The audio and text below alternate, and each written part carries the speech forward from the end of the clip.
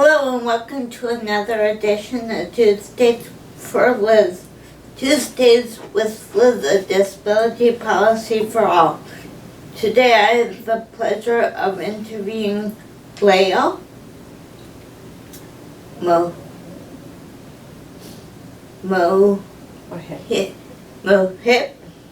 thank you, who is the wife of the Afghanistan Ambassador. Today we will be talking with her about what is life like for people with disability in Afghanistan. So welcome, Lael. Thank you. The first question is, how did you and your husband get interested in the disability field and people with disabilities? Well, thank you, first of all, Liz, for having me here today. It's great to be on the show, and thank you for the great work of AUCD. So to answer your question, I personally got involved with disability rights issues because I grew up with a father who was hearing impaired and an aunt who had intellectual disabilities. So from a young age, it was something very personal to me. When I first went to Afghanistan in 2009, I was volunteering on the weekends with some children, orphans with disabilities in a private care facility.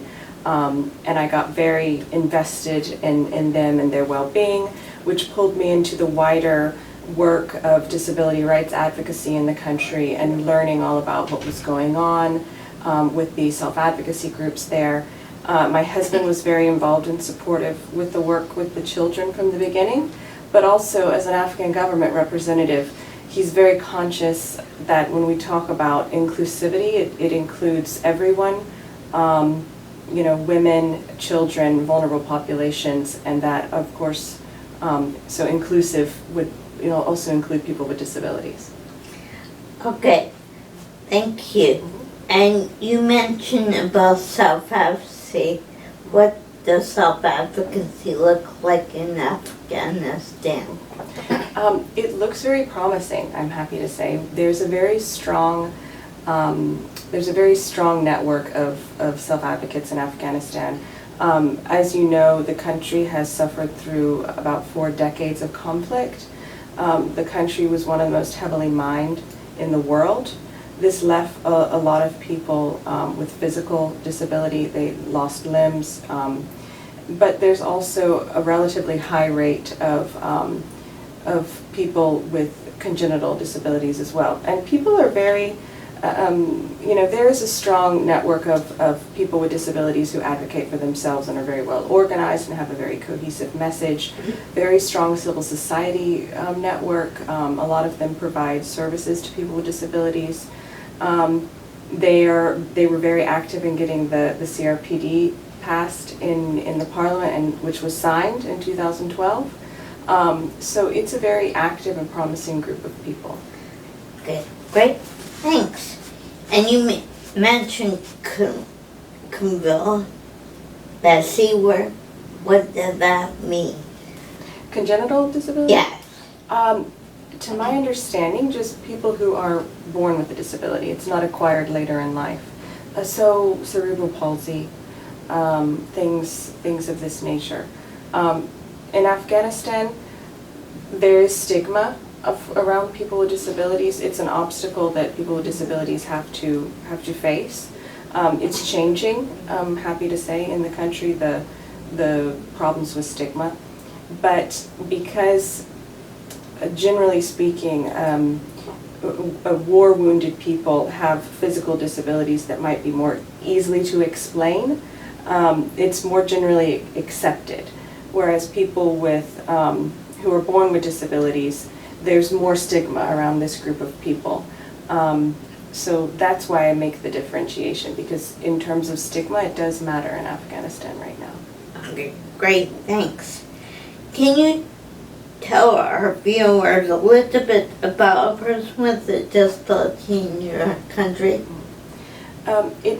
It ranges. So it depends on the family what their level of income is, what if they have access to resources, their level of education, if they are able to provide everything their child or their family member needs to reach their full potential and contribute to society. There are lots of people with disabilities who are contributing, who own businesses, who are working at very senior levels or all levels in the government, in the private sector. Pretty much every civil society group that is providing services to people with disabilities is run by a person with a disability. So there's that level, but then you also have people who are in very desperate situations, who are really struggling, who are not able to access education. And so there's a broad range. Okay, thank you. The next question is, where does people with disabilities typically work in your country? I think I might have answered that more in the last one, but just to build on that a little bit, anywhere. I mean, the same as any other person, it just depends on what their interests are and what they wanted to study, or how they were compelled in their personal experiences.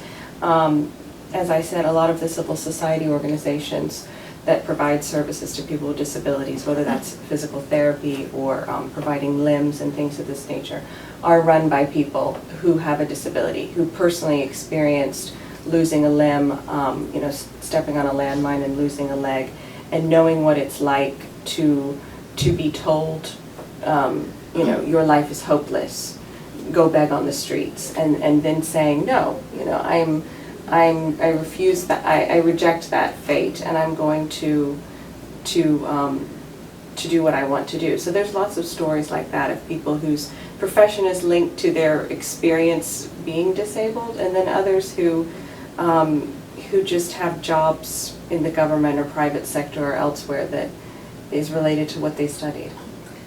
Okay, great.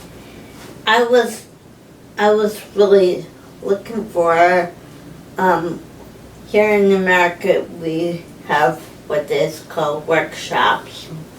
Do you have that in Afghanistan? We don't. There is a lot of talk around increasing vocational training programs for persons with disabilities, but it wouldn't be in the workshop context. I mean, actually across the board there's a need for more vocational training. We need more mechanics and more factory workers and more people who are doing more labor-intensive jobs. We have a lot of politicians and political scientists and things like this. So we actually need a workforce.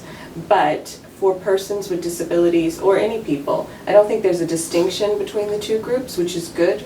Yes. When the government is talking about increasing vocational training programs. So, Great, thank you. And the last question is, personally, what are your dreams for people with disabilities? I'm glad you asked that question. Well, I run a small organization called Enabled Children Initiative, which primarily works with the children I originally started working with. And our vision is a world in which every child can reach their full potential. That's pretty simple, I think. I mean, every human being, it doesn't matter where they come from or their color or their gender or whether they have a disability, everyone has a potential that they can reach and a contribution that they need to make. And we're all, my hope is that anybody has a community that they're surrounded by that can help them reach their full potential. So that's my vision. And isn't that what we all would like? Yes. For people with disability? For all people, actually. Yeah. Thank you, and if you have any more questions about this or any other policy issues, please go to the AUCG webpage and look for this week's In Brief. And if you have any questions or comments about this week's Tuesdays with Liz, please leave them in the space below. Thank you and have a nice day, and thanks, Lael. Thank you, Liz. Thank you very much. Bye.